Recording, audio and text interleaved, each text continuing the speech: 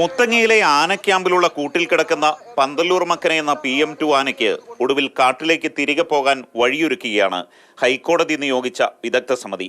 13 വയസ്സുള്ള ആനയെ ഇങ്ങനെ കൂട്ടിലടയ്ക്കാൻ പാടില്ലെന്ന് ചൂണ്ടിക്കാട്ടി സമിതി കോടതിക്ക് സമർപ്പിച്ച റിപ്പോർട്ടിൽ ഇത്തരം കാര്യങ്ങൾ പറയുന്നു.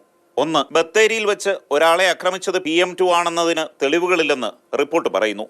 ആനയെ വെടിവെച്ച് കൂട്ടിലടയ്ക്കാൻ വനംവകുപ്പ് ധൃതി കാണിച്ചു. കാട്ടാനകളെ വെടിവെച്ച് കൂട്ടിലടയ്ക്കാതെ സംരക്ഷിക്കുന്നതിന് നിരവധി ഉദാഹരണങ്ങളുണ്ട്.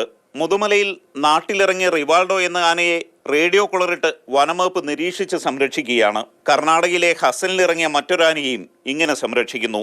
വനംവകുപ്പിനും ഇത്തരം മാതൃകകൾ അവലംബിക്കാവുന്നതാണ്. കേരളത്തിലെ ഏതെങ്കിലും വിശാലമായ വനമേഖലകൾ PM2വിനായി കണ്ടെത്തണം. തുറന്നുവിടുന്നതിനും വിദഗ്ധ സമിതി ചില ഉപാധികൾ മുന്നോട്ട് വയ്ക്കുന്നു. റേഡിയോ കൊളറിട്ട് 6 മാസം PM2വിനെ തുടർച്ചയായി സംരക്ഷിക്കണം. ഇതിനായി വനംവകുപ്പ് ഒരു പ്രത്യേക ടീം രൂപീകരിക്കണം. ആനയുടെ സഞ്ചാരപാതകൾ രേഖപ്പെടുത്തി അത് ഭാവിയിലേക്കായി സൂക്ഷിക്കണം. കാട്ടിലേക്ക് പിടികൂടി വിട്ട PM2 തമിഴ്നാട്ടിലെ മുതുമലയിൽ നിന്ന് ബന്ദിപ്പൂർ വഴിയാണ് കഴിഞ്ഞ വർഷം വയനാട്ടിലെത്തിയത്. ബത്തേരിയിൽ വെച്ച് ഒരാളെ ആക്രമിച്ചുവെന്ന പരാതികളിൽ കഴിഞ്ഞ ജനുവരി 9-നാണ് PM2വിനെ വെടിവെച്ച് വനംവകുപ്പ് കൂട്ടിലാക്കിയത്. ബിജു പങ്കജ്, മാതൃഭൂമി ന്യൂസ്, കൊച്ചി.